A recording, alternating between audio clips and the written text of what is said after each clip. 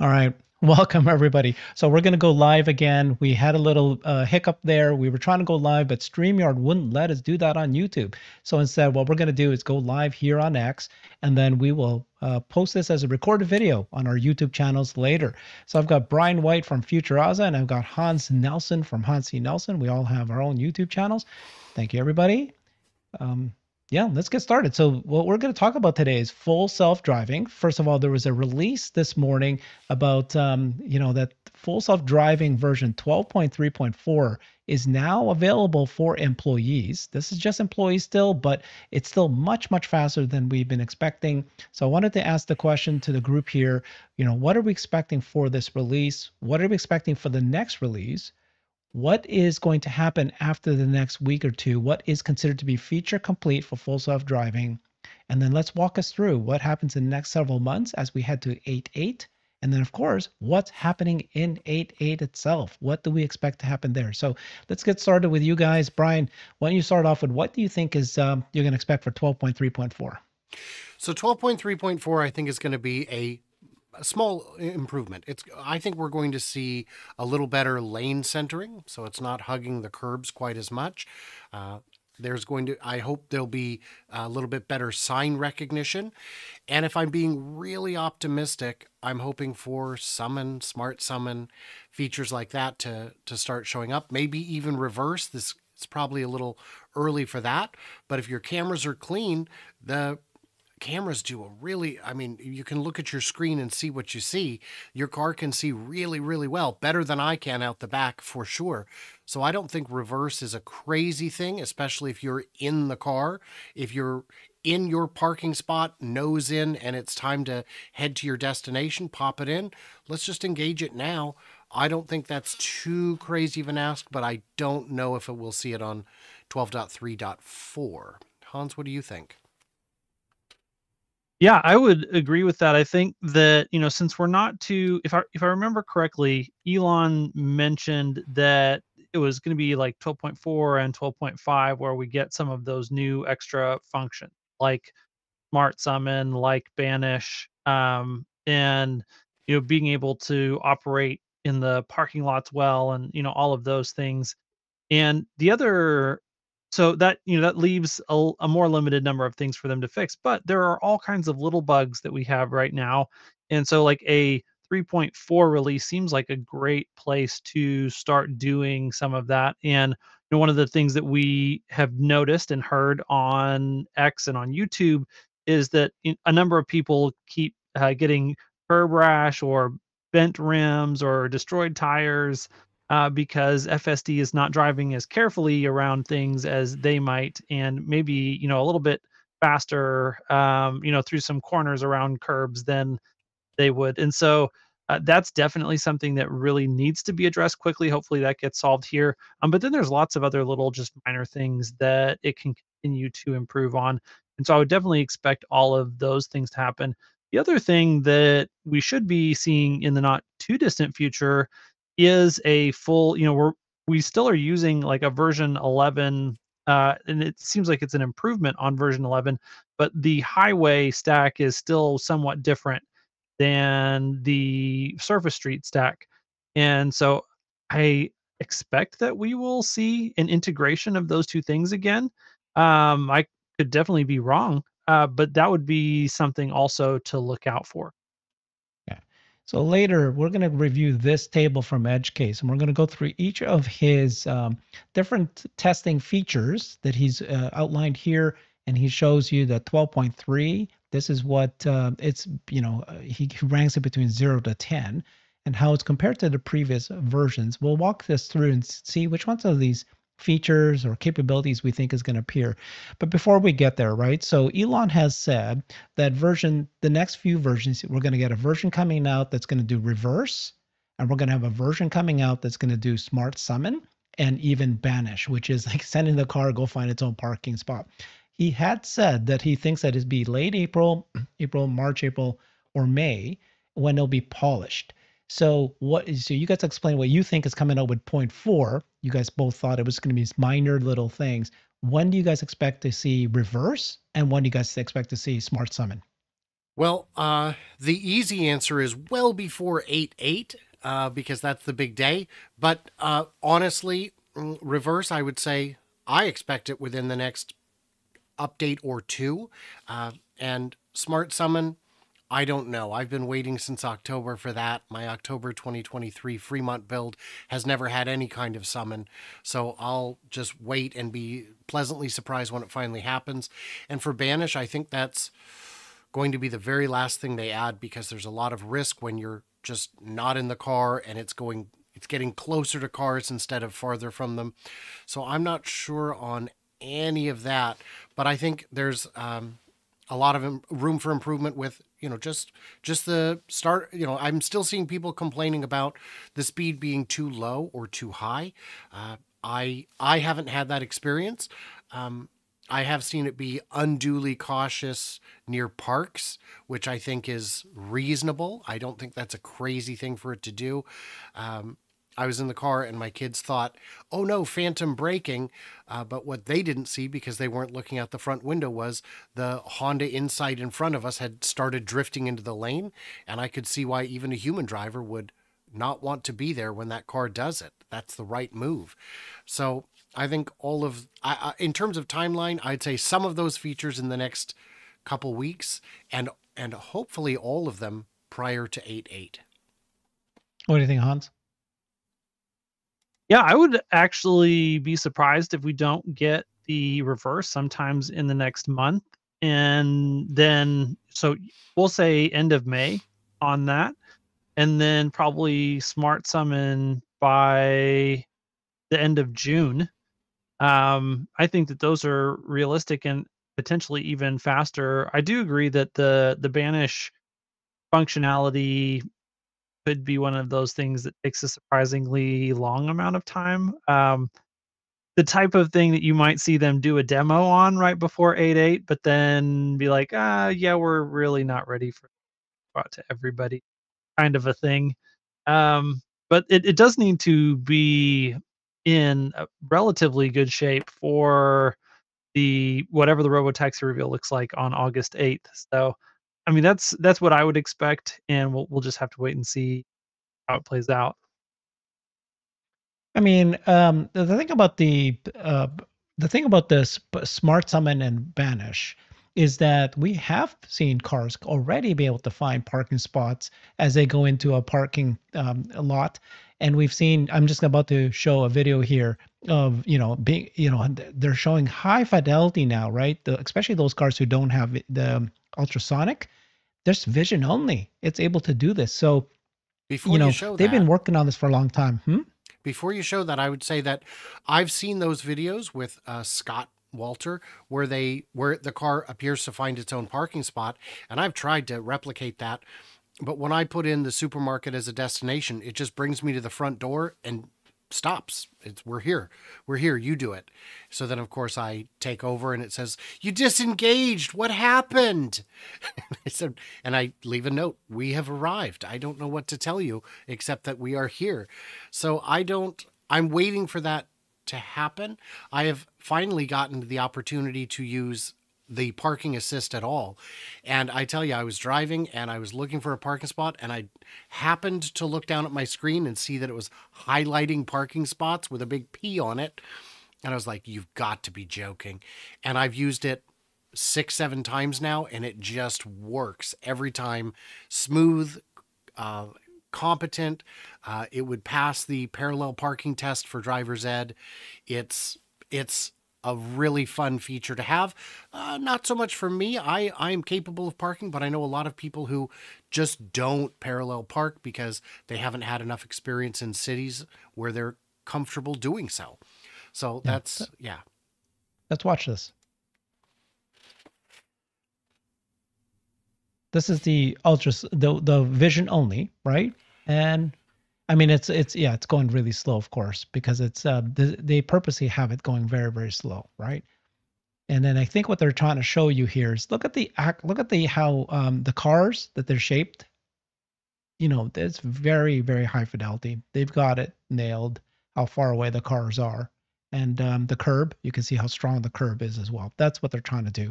That even without the ultrasonics, you can actually see. And this is, I've seen other versions of this where you can actually see incredible vision. So, And I you would know, say I don't want it going any faster. I think the speed at which it's parking is perfectly reasonable for any time I've ever needed it. What do you think, Hans? Let me see if I can find the other ones. Yeah, I mean, it's a great demonstration. The question is, can it do that, you know, reliably and repeatedly? Because one of the things about Banish is that if you just send the car to go do that and you walk away and go into the store or whatever, and then it has a problem, that's a problem.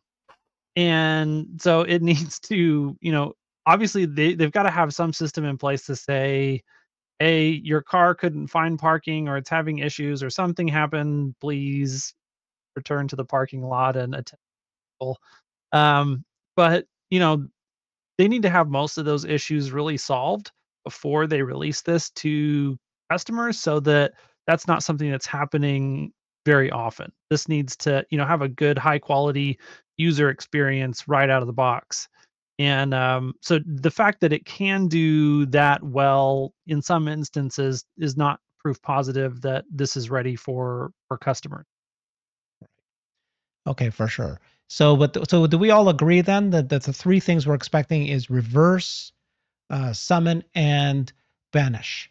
Are those the things? Is there anything else that you would consider to be feature complete? I mean, apart from just working, I'd say no. I think those are the, I mean, that's a big one though. Just working is a big one. One thing I've found from talking with quite a few people who had similarly lackluster experiences on version 11, who are now having much, much better experience with version 12, is I've been told by more than one person that a lot of the reason they disengage isn't because it did something wrong. It's because it doesn't drive like me. And they just felt a little uncomfortable and they wanted to have it drive differently. So that has nothing to do with feature completion. That's just a comfort thing. So let's take a look at this other parking here, and then we'll just, oh, sorry, this is the one I just showed, isn't it? Oh, crap. I'm showing the same one. Sorry. Keep going. I'll find the one I thought I had. By the way, this is, to me, this is what the videos should be. This is the way to show it. You've got your top-down drone shot overlaid in the same ratio. This is great. AI drivers videos also are very, very good in terms of the visualizations.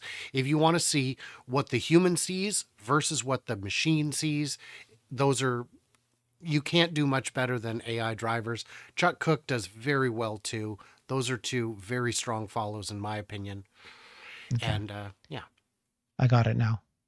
So this one here. So I think we've seen this a few times, right? But just incredible visualization of all the parking spots. It has the ability, look, there's even a car there. It knows how to, you know, sneak in between that car that's stopped there. I'm going to go ahead and fast forward it. A little tight there, but it went forward, and then it knew that it was too tight. Okay? I mean, if it could do that, right, it can do what we need. So these three things, is that it? For feature complete, I'd say so. Yeah.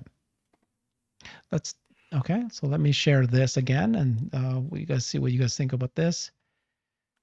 So this is Edge Case, and he's been putting this together for a while now, and this is his way to explain. Hold on here, guys. Let me make it larger.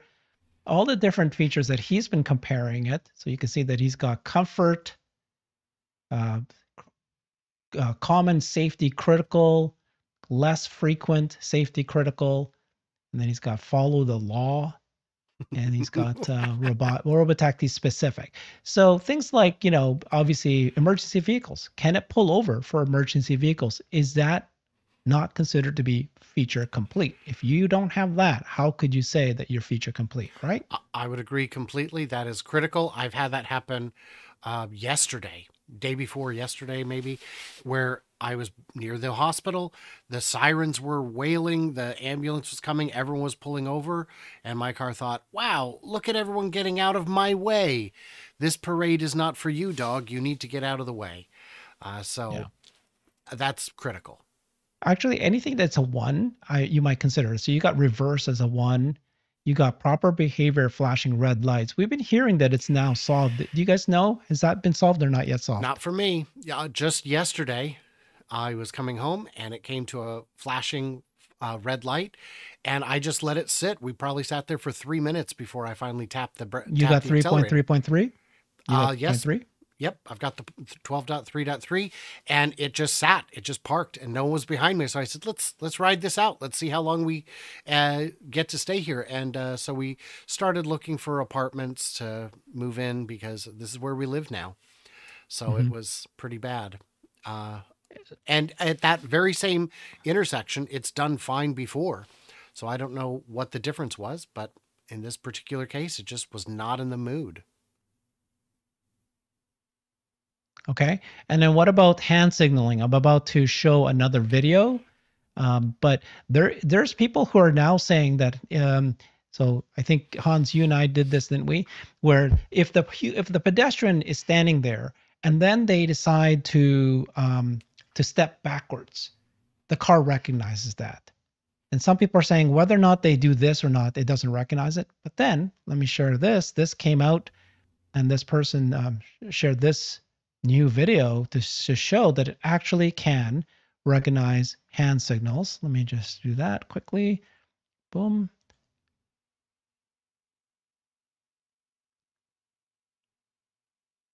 Oh, crap. I keep putting the wrong one in. Sorry, guys. Keep putting the wrong one in. Where is it? Because recognizing hand signals from a police officer or someone directing traffic is absolutely critical if the car is not going to might be a little bit more important. So if you see this continued deterioration, and that's what it is. So this traffic card now, I believe the SMH. I thought for a while the SMH. Now is it because he walked out of the way, or was it because he was doing the hand signal? I'm going to guess it's because he walked out of the way. Chris from Dirty Tesla made a lengthy video yesterday or the day before, where he tested extensively with him driving and his wife being the pedestrian, and they both had their phones so they could communicate, and they were trying all different kinds of things. Step out with a hand signal, step out without a hand signal, just stand there and wave me through, and they couldn't find any appreciable difference any appreciable difference between the hand gestures and the no hand gestures. So I don't believe that is solved on 12.3.3, but we'll see. So hand signal navigation, that needs to happen. You've got special road signs. I'm not sure if that needs to happen to be feature complete. Pull over for emergency vehicle. Clearly that needs to be solved. Proper behavior, flashing red lights is another red too. You got to be able to do reverse. You got parking is there. And then you got avoid potholes. I'm not sure that that's feature complete. Avoid coasting in blind spots. Yeah, avoid coasting in blind spots.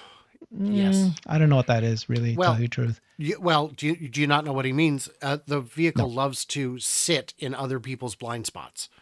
And it's not that it loves to, it's that it doesn't consider that a dangerous behavior. And I consider that a dangerous behavior. That's defensive driving 101. I don't know if everyone's driving school taught that, but mine certainly did. Good job, Sears. Whatever happened to you? But they, yeah, I think that's, But I would say, but I don't think that holds it back from being feature complete. Yeah. No. So really, it's going to be parking, reverse, which are the two that we talked about, flashing red lights, and emergency hand signals. Hand signals. What's this one? Oh yeah, the road emergency vehicles and hand signal, right? Yep. Do we all agree? I'm fine with that list. Yep. Okay. So when do we think all of those will be solved? Oh, I'll let Hans take this one. I think that there's a good shot that we get at least massive improvements. I don't know that I would say solved, but we could move from one year on this score up into the 5, 6 plus by the end of the summer on a lot of those things. I'd say maybe even sooner. I'd say we'll be moving into the 2, 3, 4s within a month or two, and I just really expect that by 8.8 we'll have a whole lot of progress, because we're seeing these versions come out awfully quickly. I'm seeing notable improvements in each version, and the fact that they're not compute constrained makes it possible. Yeah. So the thing about the neural net, right? Tell me if I'm wrong, Hans, but that it's not that they have, if they see an edge case like this, they could train it. They can go and feed it videos of that specific thing. I'm going to send you a lot of how proper, great drivers, defensive drivers deal with all the different ways of emergency vehicles. They can pull those vehicles, they can teach it. And also some of these things, it will just learn on its own, right? It'll just, because you keep feeding all these videos, eventually it'll just figure out what to do. Is that correct? Do you think so? And then the next question I'm going to ask after you answer that one is, what is going to be required for robotaxi? Which of these features need to be absolutely all done by them? Yeah, so I would say that you are correct on your assessment of how the end-to-end works. And the fact that Elon has said that they're no longer compute constrained means that everything upstream of the training run is basically full. It's at least not a bottleneck. It's possible that it's all fully automated and has no humans involved in any way, which really implies that they may be to the point where they're doing end-to-end training. And end-to-end training is different than end-to-end inference.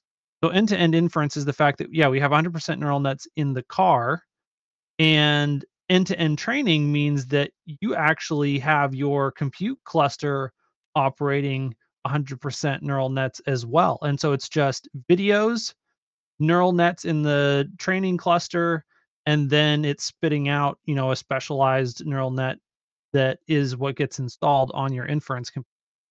And usually when you make that leap all the way to the end-to-end training, that's when you get this parabolic move vertical in the progress of your overall system. And based on how fast we've seen things moving recently, I think that if we're not all the way to end-to-end training, we're at least close to it. And I think that's why things are moving so quickly right now. And that does mean that, yeah, they can just they they have an automated, fast way to utilize the entire fleet to do the search necessary to find the edge cases that improve performance in the next run. And they're doing these runs and they're taking, basically a week or at maximum 2 weeks, since it seems like that's the cadence that we're getting these new systems. And then they're going through, some QC process after that where they get tested by the employee vehicles, probably in some inner circle ways, and then it kind of moves out to a general employee test group. And it seems like, as soon as it moves to that general employee test group, it almost immediately thereafter goes out to customers as well. And so they're finding very few they're finding very few bugs that they don't know about in the QC process, and they're just cranking out these new versions.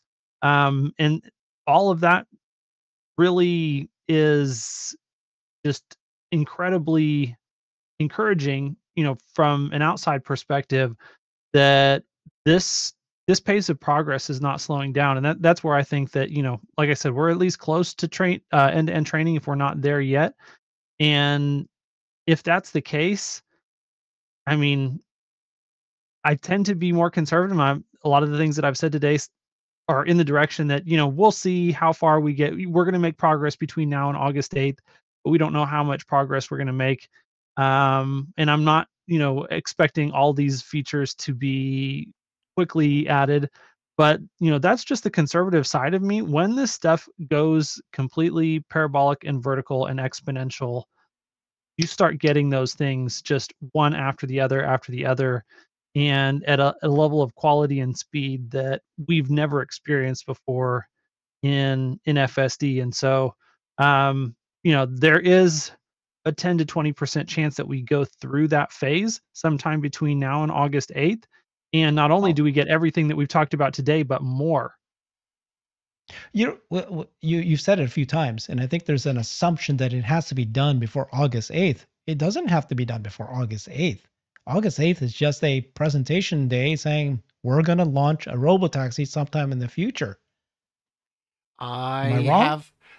I have theories on that, which I will gladly share when we get to that point, because that's coming up here in a few minutes, I assume.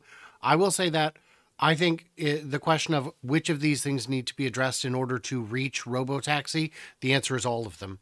They can all be sevens, but all of them. If it doesn't recognize hand signals, we can't do it. If it's not going to stop for emergency vehicles, you've got to have a person. Yeah, if it's going to park at a flashing red light, that's a problem. I don't understand why there's no microphones to hear emergency vehicles or horns or something. But well, okay. Well, let's pause for a second. Just step back a little bit. Sorry. Because what I want to ask is this list was created by EdgeCase, and he does a fantastic job of tracking this, but it's his own list. He created this list. Do we actually think this is the actual list that a car needs to do? Or is there some other way to measure it? Could it just be edge cases? And some people are going, it's got to solve all these different edge cases before it's going to be safer than a human, right? I think that's the ultimate measure of the progress of FSD, whether it's a good robotaxi or not. It has to be 10 times safer than a human, is what they said on Master Plan Part 2. And are we going to assume that these features are the ones that it needs to do in order to be safer than a human? Because something's like, follow the law. Well, unless that law is actually safer than a human, right? Like a good example that he said was speed limit does not actually mean that you're safer than a human. It's actually how fast you go around a corner. That's safer than, because that's what causes more accidents than that, right? And there are places where going too slow will cause an accident too. And I would say that the speed limit, I'm less worried about when there's no one in it, because who are you going to ticket? The car? I'm not aware of laws that allow that to happen. Well, no, there's no, a speeding infraction is assigned to a person, not a vehicle. So great. But I would say that these are all critical issues. And it sounds like what we're doing is drawing a distinction between supervised FSD and unsupervised. Because if it's unsupervised, if there's no one in the car, you have to be able to handle edge cases. I would say that yes, there is another way to determine, what the things that you have to have and don't have to have are. I don't personally know what the full list is, but it's whatever Waymo does. Whatever Waymo does is what you have to do in order to operate a robotaxi. What? In a commercial, as far like, can Waymo respond to emergency vehicles? Can Waymo, it has to have all those capabilities. Obviously, FSD is going to be better, but I think that, those are going to be the minimum set of functions that are necessary. I Not the had sensors, that person, but the sent me a note. capabilities. They sent me a note this morning talking about Waymo, and that Waymo gets phone call. Like they actually have communication with a teleoperation person that's there that can come in and take control of the car. I don't know. I guess my reaction was, you're just saying because Waymo already That's exists. a robotaxi business that exists today. If it can do everything that Waymo can do, then it can be a robotaxi. How does business. Waymo do all these things we just said? We Can didn't say Waymo's how, car? we just said that. Right. I'm agreeing with Hans on this one. The question is, ask yourself, would you send your car across town to pick up your child or grandchild or someone, your blind grandmother, to bring them back, and with absolute confidence? Confidence, not that the drive would necessarily be the most comfortable or the most smooth, but that it would definitely not result in an accident today. Not never, but not today. That the accident rate would be at least as good as a human, hopefully better. And I cannot predict how far down the road that is, how many more nines we need. I know that 12.321 and 12.3.3 are very big steps in that direction. But I don't know if we can, if the next, who knows, 12.4 might be it. 12.4 could literally be, we've got everything solved. Here you go. It's done. I don't think that's going to be the case, but it is not outside the realm of possibility. I would say based on, the size of the robo-taxi fleet and, the operation that FSD is going to be, I would be absolutely shocked if Tesla does not have their own teleoperation for Yeah. both the banish feature and for robotaxis. Like, I If it think gets that stuck. that is going to be something that it's not, if it's like they're going to be operating so many that there definitely will be edge cases where they do get stuck. And there definitely will be edge cases where, someone sends a vehicle to banish and something happens. And so if they have their own group of employees that are doing that teleoperation intervention on behalf, instead of having that need to be the owner of the vehicle, then they can implement a feedback loop to incorporate that all into the training for the next versions, that they can then solve those issues and drive them down to zero. You don't get from zero failures, zero faults, or from however many they have today to zero in one step. Like, it has to be a process where you reduce them in a continuous way, and I think that they will have some teleoperation that's involved in that. Yeah, agreed. Okay, so we agree that we're going to look at this list. We think that this list is fairly good. There's enough here that all of these needs to be solved before we consider it to be feature complete. We think that it's going to be feature complete. Some of you, why are you thinking that it needs to be done by 8.8? Hans, you said it 2 or 3 times, and I'm going to question on you on that.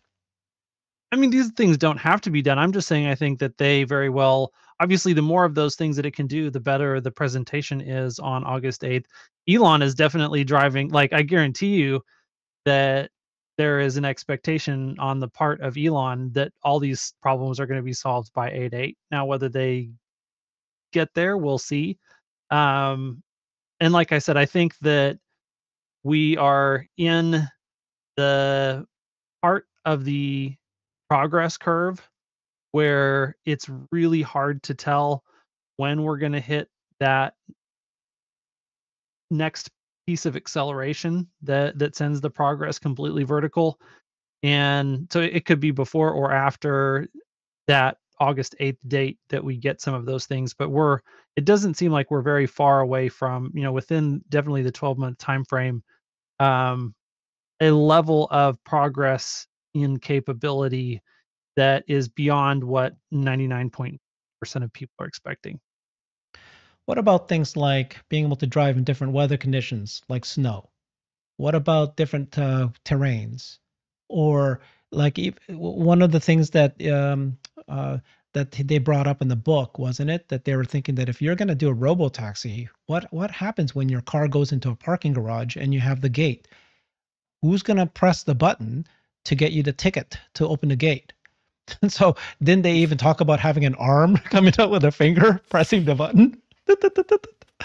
Obviously, that's probably not likely, but you know what I mean? Like, that's a complete feature complete for robotaxi. But what do you guys think about the things I just mentioned as examples of other things that did not appear on this list?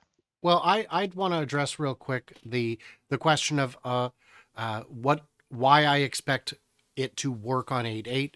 Like Hans said, the fact that it's so far out means it's not ready today. 4 months? Elon is, yes, 4 months. When was the last time we got a date 4 months out? Sometimes you get the date 2 weeks out, and a week later they push it 2 weeks beyond that. That was the case with the Plaid launch. That was delayed. Mostly you find out less than a month in advance of an event, no matter how big the event is. And on this one, I would say it's 4 months out. He is pushing them to get it done by then, and it won't be. We've seen job postings for test drivers in different cities. At least that's what it looked like to me, was autonomous vehicle test drivers, which means they are going to be, I think, testing, maybe not on the vehicle, the actual vehicle itself, but on a vehicle with a comparable sensor suite that they can get running right. So that on the day of, it would be magnificent if at that event they said, oh, and by the way, there's a bunch of them outside, go for a test ride, no driver with you. And they just let people pile in, just like they did with drives on the Cybertruck and the Roadster and everything else, except this time there's no driver in there with you. That, I think, is the goal. That is the objective. Will they get there?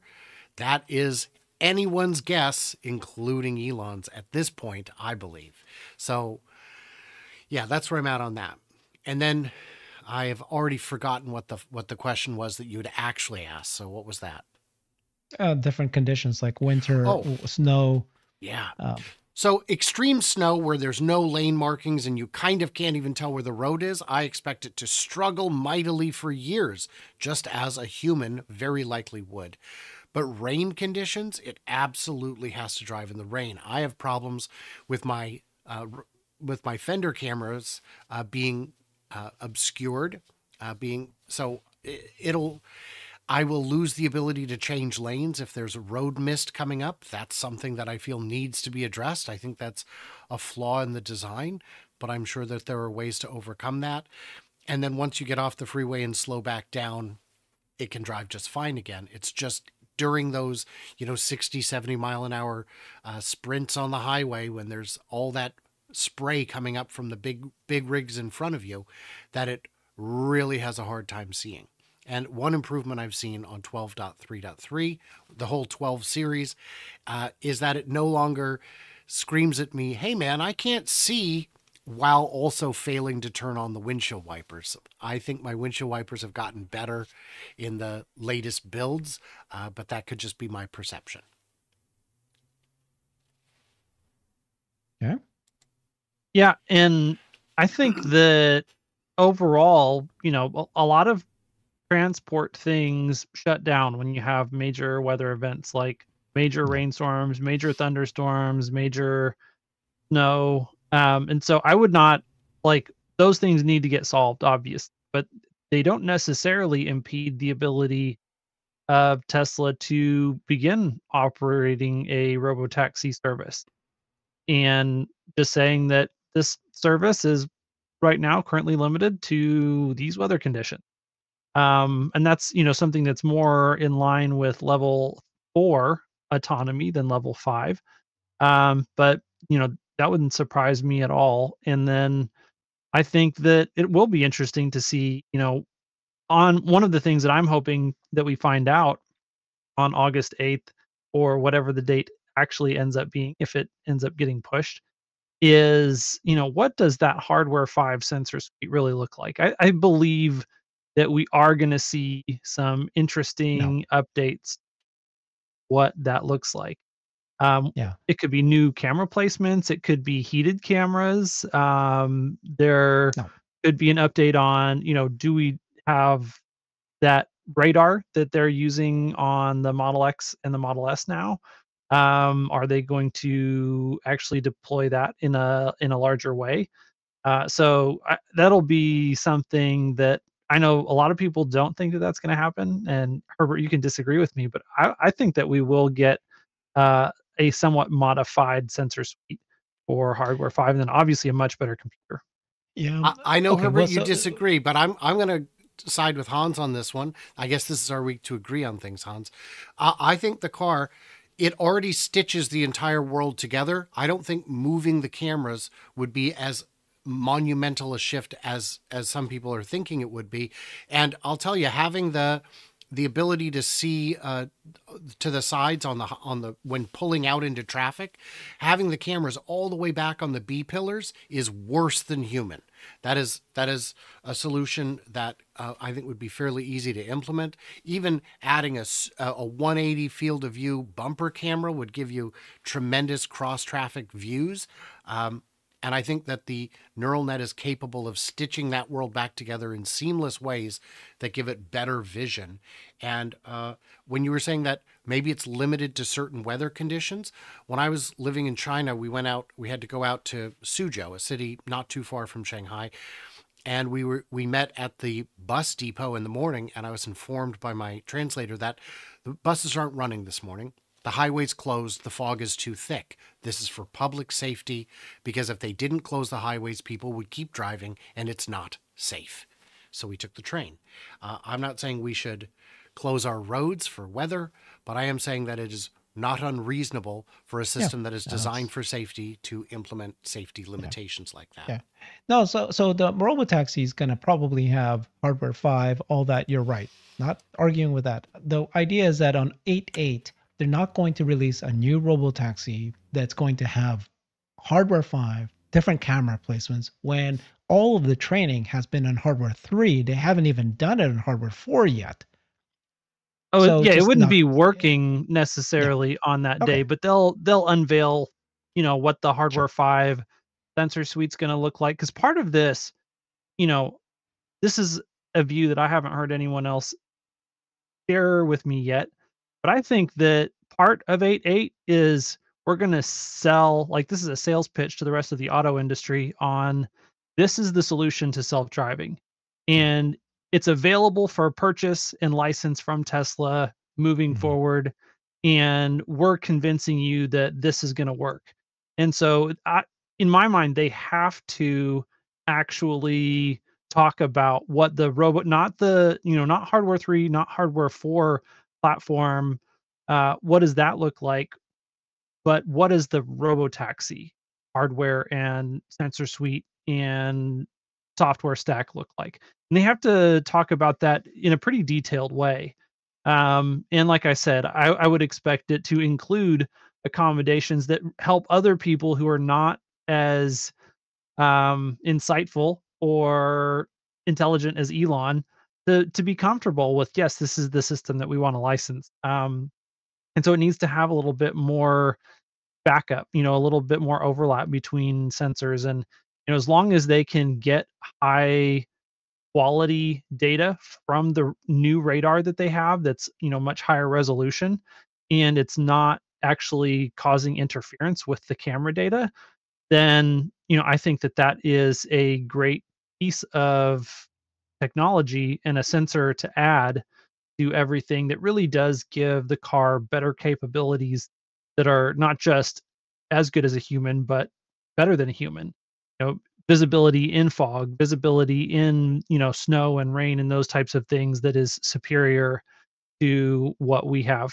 And that's why I think that they will talk about those things, they will show those things. But to your point, Herbert, like, it can't be working yet. They need to install that hardware setup on a lot of vehicles and get them out on the road and get them, get the data. They need hardware 5 data to really train hardware 5 neural nets.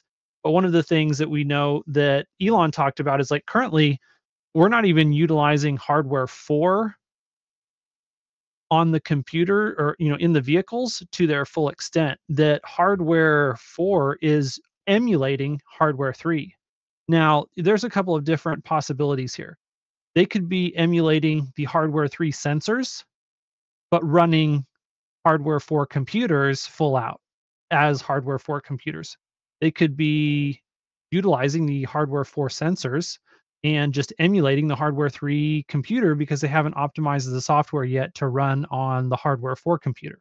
Or it could be both. It could be that they're emulating a hardware 3 computer on a hardware 4 computer, and they're emulating the hardware 3 cameras on the hardware 4 cameras. We're not exactly sure, what that means, but I wouldn't be surprised if it's both at this point.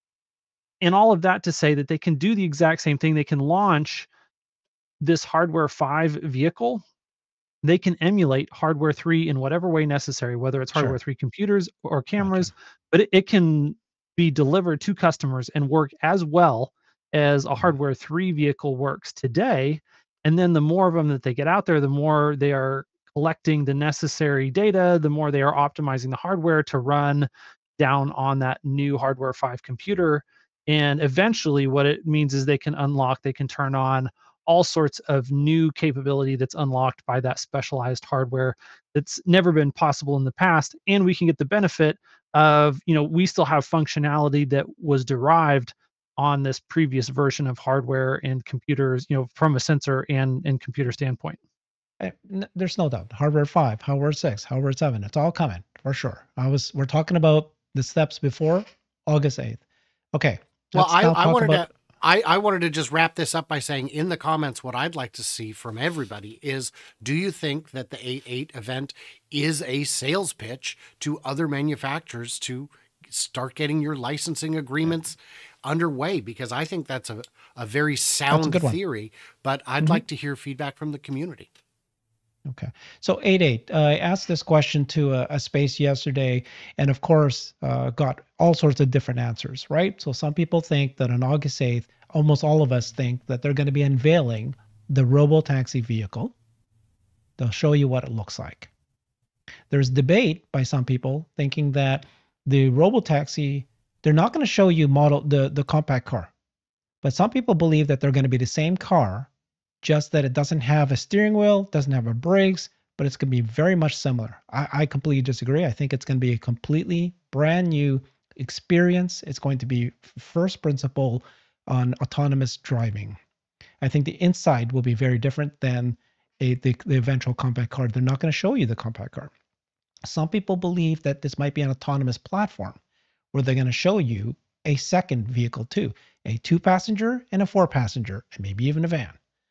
Some people thought that they're going to show you the actual factory. They're going to show you the unboxed model. Some people think that you're going to actually have the app. They're going to show you the app, and they're going to have to demo an actual pickup and a drive. And then some even go as far as thinking that they're going to launch and they're going to announce that on this particular date in the future, in these particular cities, we're going to already start robotaxi. There could be a lot of different variations on this. I'd be curious to see what you guys think. Who wants to start with that one first? I'll put Brian in the hot seat on this. I am happy to take that hot seat. So we will not be seeing unboxed in action on the 8th of August. The building is nowhere close to ready. Unless they were going to hold this event at some other location where they've secretly been building out a tremendous amount of space, which I think is very unlikely. Announcing a launch date, I don't see it happening because they need the vehicle and the vehicle doesn't exist. And they want to launch it as soon as they can. The only way they could announce a date and actually keep it is if they overshot it by too much. So I don't think they might give you a vague date like, oh, by the end of whatever quarter or whatever year. And in terms of the form factor, I had a conversation with my kids about this because my kids are fairly smart cookies. And one of the questions I asked is what would be the seating configuration? And what they came up with was facing each other so that you've got the most flexible space inside and the easiest in and out through just a single large door. And then also by having basically 2 bench seats, you get comfortable seating for 4 or tight seating for 6. And there are very few applications where you need more than 6 people. And if you do, you're in the unusual edge case aspect of it. So I think a little box with inward center facing seating might be the solution. I don't think it'd be a challenge in terms of safety. It can be completely opposite of that. It could be that we're back to back so that each person has an entire wall that they can look at for entertainment and productivity themselves. Maybe the answer is going to be swivel seats, where you can just decide how you want to do it. Completely configurable. So I think the swivel seats would take up too much space, and I think sitting back to back would be too uncomfortable for people riding together, and that it would lead to people talking over their shoulders. And the nice thing about face-to-face is if you've got your own car seat, you just hop in and buckle it. It couldn't be easier. So that would make flexibility for families who, in my view, are going to be the most hesitant to give up car ownership, because when you've got kids, all of a sudden taxis and Ubers become a real hassle. You're annoying the driver with the time it takes to deal with the car seats. And having Brian, the new 85% of all Uber drives is a single passenger. I know. And then the other 5-10% is 2 people. Right. But that doesn't mean we should necessarily ignore them. And having a vehicle that's flexible enough to do all these things is that much better. A 4-seater wouldn't be that much bigger than a 2-seater. really, especially if you already need a crumple zone on each end, which is where your luggage would go should you need it. I just don't think it needs to get that much smaller. Everybody thought that it was going to be a two-seater, but I agree with you. I think it's going to be a four-seater because Uber today, almost every single Uber is a four-seater. And then they have this ability to share a ride with strangers and reduce your costs even further. And this is truly a people mover. You might want to have that opportunity to do that too. Mm-hmm. The thing that is there going to be an app? Is there going to be an actual demo of a pickup driver? Will they actually have the program designed and launched? I'll let Hans be on this hot seat. Yeah, I would say, well, I'll answer those questions and then we'll go back a little bit. I think that we will have demo drives. I don't know about the app, but definitely I think they will tease, this is what the service is going to look like. As far as configurations go, to move back just a second, there is a reason that all the seats are forward facing today, and that is crash safety. And I don't see those crash safety things changing in the near term. Like in London, if you've ever taken a cab there, they do have those the London classic London taxi. You do have seating that's kind of around, or limousines, you'll see that style as well. So it is an option, but it's definitely not something that is standard, and it's more for lower speed things. And so if you're going to be operating something in an urban environment and you're not going out on the highways, I think you do open up the possibility for those either, facing away from each other, facing towards each other, like that becomes more possible in that scenario. But if you're taking anything on the highway at highway speeds, I don't think we're going to see anything that is different than the current everyone faces forward model. Because crash safety at high speeds and airbags and all that stuff, it's really designed to work to protect human occupants the way that it is. And having all those forces directed in that way is helpful. So we'll have to see. I think I do expect a platform that we will have multiple variations, multiple sizes, and that the unbox process to me seems like it is specifically geared towards being much more flexible and offering many more configurations of vehicle with the lowest amount of complexity in the factory and the supply chain possible. So having lots and lots of commonality between different vehicles of different shapes, different sizes, and different purposes.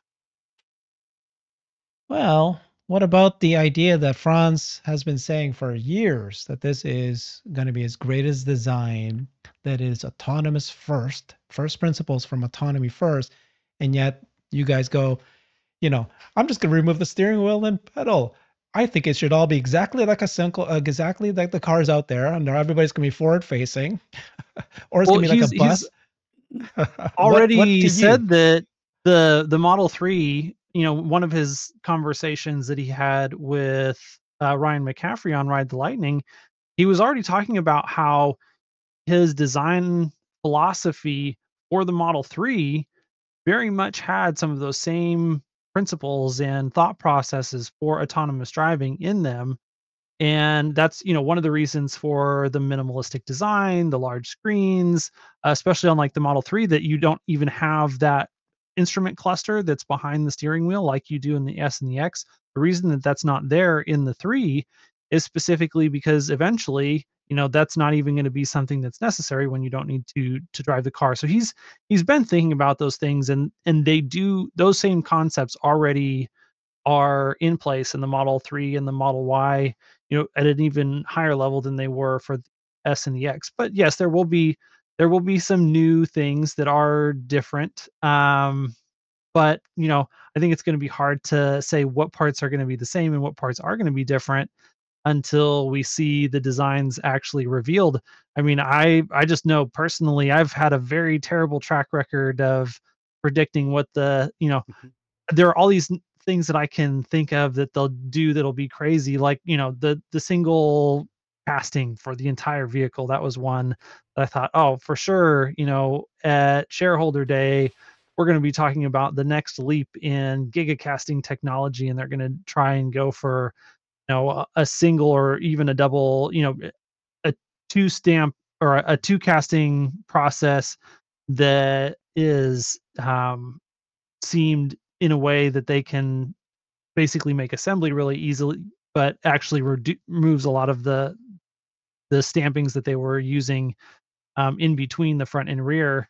But they didn't go that direction at all because they wanted to split up the sub-assemblies of the car, and that was something that no one that I talked to beforehand, none of the smart people, none of the industry experts, none of us saw that coming. And I think that it's really going to be probably somewhat similar. Like, we can wrap our head around some of the challenges that they're going to try and face, but then, I mean, Tesla, they just come up with such ingenious engineering solutions to these problems that, if we could predict it, then someone else could do it. And I don't think that that's going to happen. That's why I'm saying that, okay, if I'm in an RV and I'm being driven by, by the RV, what do we all do? We're sitting on a table. We're all playing cards with each other. We're all facing each other. We can face outwards.